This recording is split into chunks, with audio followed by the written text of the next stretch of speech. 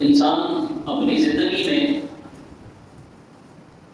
ہر وقت خوشی کی تلاش میں ہوتا ہے.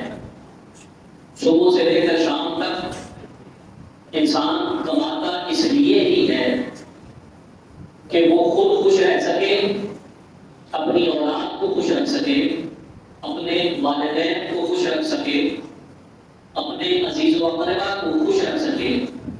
تو خوش رہنا اور خوشی کی تلاش کرنا یہ دونوں جائز عمل ہیں. اور اللہ رب العزت کو بھی اپنے بندوں کی خوشی پسند ہے، لیکن اللہ رب العزت یہ چاہتا ہے کہ میرے بندے ہمیشہ خوش رہیں. ہم آج کی خوشیوں کی تلاش میں ہوتے ہیں.